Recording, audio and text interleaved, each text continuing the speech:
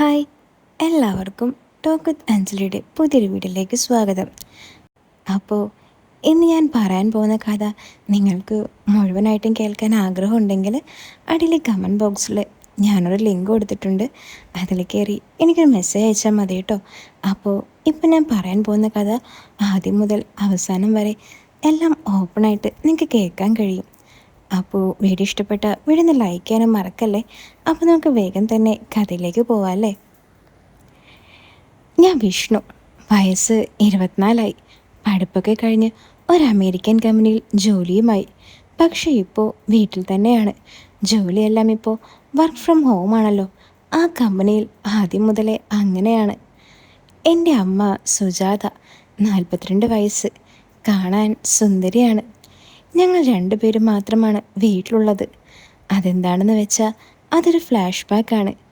എൻ്റെ അമ്മയ്ക്ക് ഒരു 18 വയസ്സുള്ളപ്പോൾ അമ്മ ഒരു ബസ് ഡ്രൈവറുടെ കൂടെ ഒളിച്ചോടിപ്പോയി കല്യാണം കഴിച്ചു. ഒരു 10 മാസം കഴിഞ്ഞപ്പോൾ അമ്മ അയാളെ ഉപേക്ഷിച്ച് വീട്ടിലേക്ക് തിരിച്ചു വന്നു. പിന്നെ അമ്മയുടെ അച്ഛൻ അമ്മയെ വേറൊരാളെ കൊണ്ട് കല്യാണം കഴിപ്പിച്ചു. അതാണ് എൻ്റെ അച്ഛൻ സോമൻ.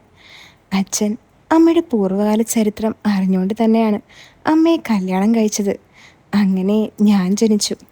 ഇതിനിടയ്ക്ക് അമ്മയുടെ അച്ഛൻ മരിക്കുകയും അമ്മയുടെ ചേട്ടനുമായി അച്ഛൻ വഴക്കിടുകയും സ്വത്തിൽ ഭാഗം വാങ്ങി ഞങ്ങൾ വയനാട്ടിലേക്ക് താമസം മാറുകയും ചെയ്തു.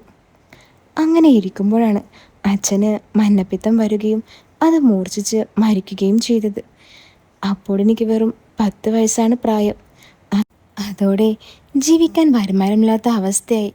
പക്ഷേ അമ്മ ഭാഗം കിട്ടിയ സ്വത്തൊക്കെ വിറ്റ് എന്നെ വളർത്തി വലുതാക്കി പഠിപ്പിച്ചു. പക്ഷേ അമ്മയ്ക്ക് ജീവിതത്തിൽ കിട്ടേണ്ട പല കാര്യങ്ങളും കിട്ടുന്നില്ലെന്ന് എനിക്കറിയാം. എനിക്ക് അമ്മയോട് ഒരുതരം ആരാധനയാണ്. അത് അമ്മയ്ക്കും അറിയാം. അതുകൊണ്ട് അമ്മ കൂട്ടിന് വേറെ ആരുടെയും അടുത്ത് പോയിട്ടില്ല. ഇങ്ങനെയുള്ള അമ്മയ്ക്ക് വേണ്ടി എന്തെങ്കിലുമൊക്കെ ചെയ്യണമെന്ന ചിന്ത എന്നിൽ ഉടലെടുത്തിട്ട് കുറച്ച് നാളായി. പക്ഷേ ഇത്രയൊക്കെ എനിക്ക് വേണ്ടി ചെയ്ത അമ്മയ്ക്ക് ഞാൻ എന്താണ് പകരം നൽകുക? അതായിരുന്നു എൻ്റെ സംശയം. അതിനുള്ള ഉത്തരം എനിക്ക് വൈകാതെ കിട്ടി. ഒരിക്കൽ ഞാനും അമ്മയും TV-യിൽ സിനിമ കണ്ടുകൊണ്ടിരിക്കുകയായിരുന്നു. രഥനിർവേദം, അതായിരുന്നു സിനിമയുടെ പേര്. ആ സിനിമയിലെ കുറച്ച് ഭാഗങ്ങൾ കണ്ടപ്പോൾ തന്നെ അമ്മയുടെ മുഖത്ത് എന്തോ നാണം വരുന്നത് ഞാൻ ശ്രദ്ധിച്ചു. പെട്ടെന്ന് അമ്മ അവിടെ നിന്ന് എഴുന്നേറ്റുകൊണ്ട് എന്നോട് പറഞ്ഞു, ഡാ, എനിക്ക് നല്ല തലവേദന, ഞാനൊന്ന് പോയി കിടക്കട്ടെ, നീ കണ്ടോ, ലേറ്റാവണ്ട. ഞാൻ തലയാട്ടി TV കാണുന്നത് തുടർന്നു. അമ്മ റൂമിലേക്ക് പോയിട്ട് ഒരു 5 മിനിറ്റായി കാണും. അമ്മ എന്താണ് ചെയ്യുന്നതെന്നറിയാൻ എനിക്ക് ആകാംക്ഷ കൂടി വന്നു. രണ്ടും കൽപ്പിച്ച് ഞാൻ അമ്മയുടെ മുറിയുടെ നേരെ നടന്നു. ഭാഗ്യം, വാതിൽ ലോക്ക് ചെയ്തിട്ടില്ല. ഞാൻ ശബ്ദമുണ്ടാക്കാതെ വാതിലിൻ്റെ കൈ പിടിച്ച് പതുക്കെ തുറന്നു. എന്നിട്ട് വിടവിലൂടെ ആ റൂമിലേക്ക് നോക്കി. മുറി മുഴുവൻ ഇരുട്ടായിരുന്നു. എങ്കിലും ജനലിലൂടെ അരിച്ചിറങ്ങുന്ന പുറത്തെ വെളിച്ചം എനിക്ക് മോശമില്ലാത്ത ആ കാഴ്ച സമ്മാനിക്കുന്നുണ്ടായിരുന്നു. അപ്പോൾ ഞാൻ കണ്ട കാഴ്ച എന്നെ ശരിക്കും ഞെട്ടിച്ചു. ഞാൻ കുറച്ചു നേരം ആ കാഴ്ച കണ്ട് അങ്ങനെ നിന്നു. പെട്ടെന്നാണ് ഒരു മിന്നലടിച്ചത്. കൂടെ വല്ലാത്തൊരു ശബ്ദവും. അമ്മ ഒന്ന് നെട്ടി കണ്ണു തുറന്ന് വാതിക്കലിലേക്ക് നോക്കി. എന്നെ കണ്ടതും അമ്മ ഒന്നുകൂടി നെട്ടി. ഞാൻ പെട്ടെന്ന് അവിടെ നിന്ന് മാറിക്കളഞ്ഞു. നേരെ ഹാളിലേക്ക് പോയി TV ഓഫാക്കി റൂമിലേക്ക് നടന്നു. ബെഡിൽ കിടന്ന് ഞാൻ ആലോചിക്കാൻ തുടങ്ങി. അമ്മ തന്നെ കണ്ടു എന്നുള്ളത് ഉറപ്പാണ്. വേണ്ടായിരുന്നു. ഇനി വരുന്നിടത്ത് വെച്ച് കാണാം. അമ്മയ്ക്ക് എന്തായാലും നല്ല ആഗ്രഹമുണ്ട്. പക്ഷേ എനിക്ക് വേണ്ടിയാണ് അമ്മയെല്ലാം വേണ്ടെന്ന് വെച്ച് എല്ലാം സഹിക്കുന്നത്. എന്തുകൊണ്ട് ഞാൻ തന്നെ അമ്മയ്ക്കൊരു കൂട്ടായിരുന്നുകൂടാ? ഇതൊക്കെ ആലോചിച്ചുകൊണ്ടിരിക്കുമ്പോഴാണ് പെട്ടെന്ന് വാതിലിൽ ഒരു മുട്ട് കേട്ടത്. ഞാൻ പോയി വാതിൽ തുറന്നപ്പോൾ അമ്മ കരഞ്ഞുകൊണ്ട് നിൽക്കുന്നു. എന്നെ കണ്ടതും അതിൻ്റെ ശക്തി കൂടി. കണ്ണിൽ നിന്നും ധാരധാരയായി കണ്ണുനീർ ഒഴുകാൻ തുടങ്ങി. അമ്മേ, അമ്മ എന്തിനാ കരയുന്നേ? പ്ലീസ് അമ്മേ, കരയല്ലേ. ഞാൻ എന്തിനാ കരയുന്നതെന്ന് നിനക്കറിയില്ലേ? ഒരു മകനും കാണാൻ പറ്റുന്ന രീതിയിൽ നീ എന്നെ കണ്ടില്ലേ? ഇനി ഞാൻ എങ്ങനെ ജീവിക്കും? ഓഫ്, എൻ്റെ അമ്മേ, ഇതൊക്കെ എല്ലാവരും ചെയ്യുന്നതല്ലേ. അതിലെന്താണ് ഇത്ര തെറ്റ്? ഇനിയിപ്പോൾ ഞാൻ കണ്ടെന്നുള്ളതാണ് പ്രശ്നമെങ്കിൽ സത്യമായിട്ടും ഞാൻ അത്ര വ്യക്തമായിട്ടൊന്നും കണ്ടിട്ടില്ല. അമ്മ പേടിക്കണ്ട. അതും പറഞ്ഞ് ഞാൻ അമ്മയുടെ കൈ പിടിച്ച് കട്ടിലിരുത്തി. എന്നിട്ട് വീണ്ടും പറഞ്ഞു, അമ്മ വിഷമിക്കണ്ട. എനിക്ക് മനസ്സിലാവും അമ്മയുടെ വിഷമം. അമ്മയുടെ സന്തോഷമാണ് എനിക്കും വലുത്. എനിക്ക് വേണ്ടി അമ്മ ഇത്രയും നാളും എല്ലാം വേണ്ടെന്ന് വെച്ച് ജീവിച്ചില്ലേ. ഒരു മകനെന്ന നിലയ്ക്ക് ഇനി എൻ്റെ കടമയാണ് അമ്മയെ സന്തോഷിപ്പിക്കുക എന്നുള്ളത്. ഇത് കേട്ടതും അമ്മ ചോദ്യഭാവത്തിൽ എൻ്റെ മുഖത്തേക്ക് നോക്കി. ഞാൻ തുടർന്നു, എൻ്റെ അമ്മേ, ഇതൊക്കെ ഇപ്പോൾ എല്ലാവരും ചെയ്യുന്നതല്ലേ. ഇതൊന്നും അത്ര വലിയ തെറ്റൊന്നുമല്ല. സത്യം പറഞ്ഞാൽ ഞാനും ഇന്നലെയും കൂടി. അതും പറഞ്ഞ് ഞാൻ ചിരിച്ചു. പിന്നെയും ഞാൻ എന്തൊക്കെയോ പറഞ്ഞു. അവസാനം അമ്മയുടെ സങ്കടം മാറി. കണ്ണൊക്കെ തുടച്ച് മുഖം പിന്നെയും പ്രസന്നമായി. പുറത്തപ്പോഴേക്കും മഴ പെയ്യാൻ തുടങ്ങിയിരുന്നു. ജനലിലൂടെ അരിച്ചിറങ്ങുന്ന തണുപ്പ് ആ മുറിയിലെ സംഘർഷാവസ്ഥ കുറയ്ക്കാൻ ശ്രമിച്ചുകൊണ്ടിരുന്നു. ഞാൻ പെട്ടെന്ന് അമ്മയുടെ അടുത്തേക്ക് നീങ്ങിക്കൊണ്ട് അമ്മയോട് പറഞ്ഞു, അമ്മേ വാ, നമുക്ക് ബാൽക്കണിയിലേക്ക് പോവാം. കുറച്ച് മഴ കാണാം. വാ അമ്മേ. അങ്ങനെ ഞാൻ അമ്മയുടെ കൈയും പിടിച്ച് ബാൽക്കണിയിലേക്ക് നടന്നു. അമ്മയെ ഞാൻ അവിടുത്തെ ആട്ടുകെട്ടിൽ പിടിച്ചിരുത്തി. ഞാനും അതിൻ്റെ അരികിലിരുന്നു. അമ്മ മഴ കാണാണ്. നല്ല ഇടിച്ചു കുത്തി പെയ്യുന്ന മഴ. ഞങ്ങൾ രണ്ടുപേരും അത് ആസ്വദിച്ച് അങ്ങനെ ഇരുന്നു. പെട്ടെന്ന് ഞാൻ അമ്മയോട് ചോദിച്ചു, അമ്മേ, ഞാൻ ചോദിക്കുന്നതുകൊണ്ട് ഒന്നും വിചാരിക്കരുത്. എന്താടാ, ചോദിക്ക്. എന്താ കാര്യം? അല്ലമ്മേ, ഞങ്ങൾ ആൺകുട്ടികളൊക്കെ ഇത് ചെയ്യുമ്പോൾ പലതും ആലോചിക്കാറുണ്ട്. നിങ്ങൾ പെണ്ണുങ്ങൾ എന്താ ആലോചിക്കാറ്? എൻ്റെ ചോദ്യം കേട്ട് അമ്മ ഒന്ന് അന്താളിച്ചെങ്കിലും പിന്നീട് ഒന്ന് ചിരിച്ചുകൊണ്ട് എന്നോട് പറഞ്ഞു, എടാ, അങ്ങനെയൊന്നുമില്ല. പെട്ടെന്ന് ആ സിനിമ കണ്ടപ്പോൾ ഞാൻ എന്തോ ആലോചിച്ചു പോയി. അങ്ങനെയാ. ഓ, അപ്പോൾ ആ സിനിമ കണ്ടപ്പോൾ അമ്മയ്ക്ക് എന്താ തോന്നിയത്? നീ ഒന്ന് പോയേ, ചെക്കന് കളി കുറച്ച് കൂടുന്നുണ്ട്. ഒന്ന് പറയമ്മേ പ്ലീസ്. ഡാ, ഒന്ന് ചുമ്മാതിരുന്നേ. നീ എന്തൊക്കെയാ ചോദിക്കുന്നത്? ഒന്ന് പറ. എന്താ അമ്മ ആലോചിച്ചത്? ശരി, ഞാൻ പറയാം. അത് വേറൊന്നും അല്ലടാ. ആ സ്ഥാനത്ത് ഞാനായിരുന്നെങ്കിൽ എന്നൊന്ന് ആലോചിച്ചു പോയതാ. ആഹാ, അമ്മാള് കൊള്ളാലോ. ഒന്ന് പോടാ, നീ എന്നെ കളിയാക്കാതെ. അല്ലമ്മേ, ഞാൻ കളിയാക്കിയതല്ല. അമ്മയെ ഒരുപാട് പേര് ഇഷ്ടപ്പെടുന്നുണ്ടാവും. ഒന്ന് പോടാ. ഈ വയസ്സായ എന്നെയോ? അമ്മയ്ക്ക് വയസ്സായെന്നോ? ആരാ പറഞ്ഞേ അമ്മയ്ക്ക് വയസ്സായെന്ന്?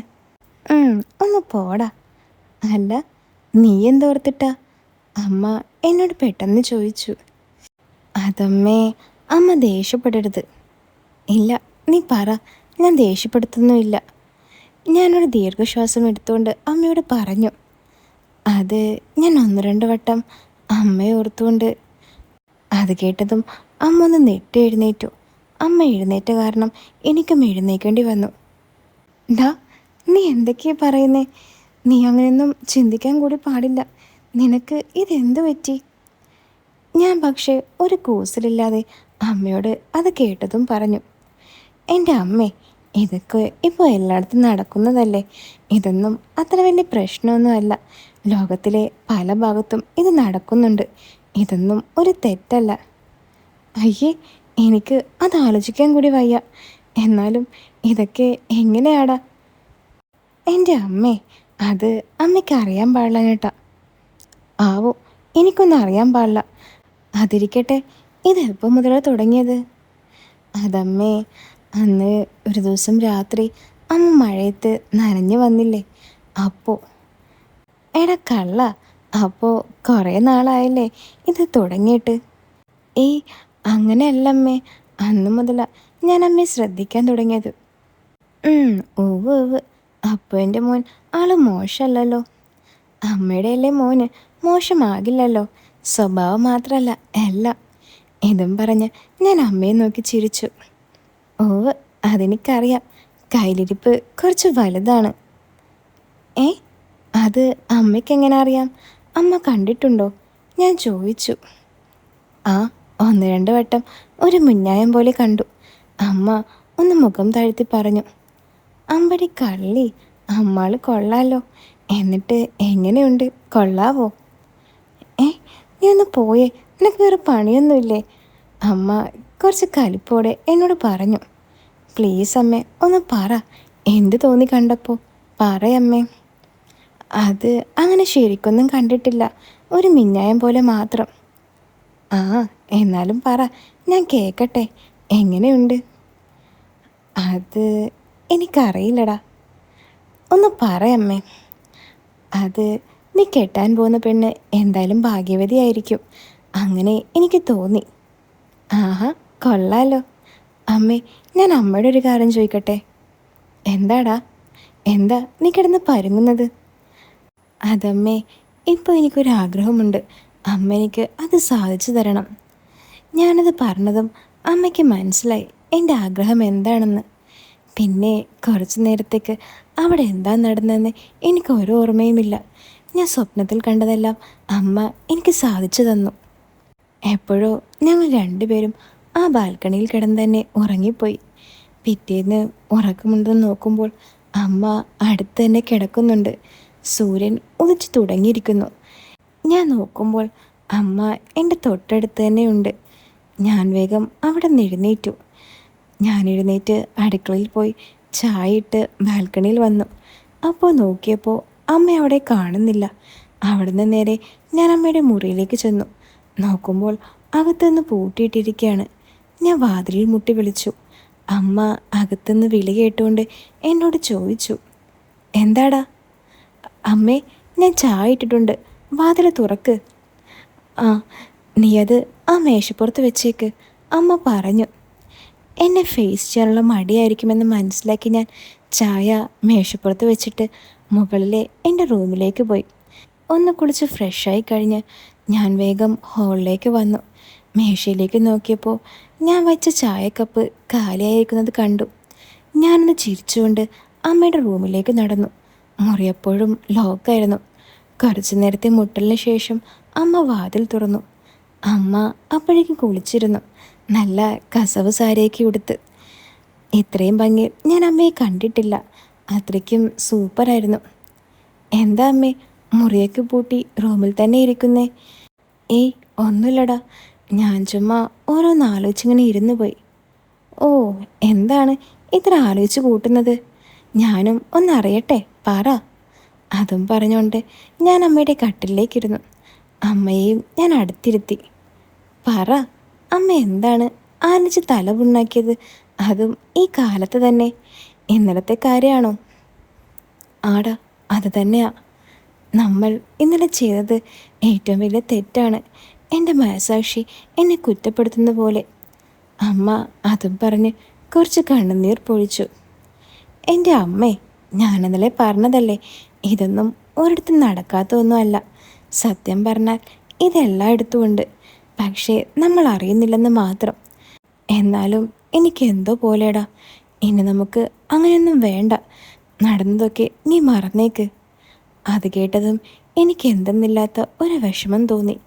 ഞാൻ പെട്ടെന്ന് മുഖഭാവം മാറ്റിക്കൊണ്ട് അമ്മയോട് പറഞ്ഞു, ശരി അമ്മേ, അമ്മയുടെ ഇഷ്ടമാണ് എൻ്റെ ഇഷ്ടം. അമ്മ എന്ത് പറഞ്ഞാലും ഞാനതനുസരിക്കും.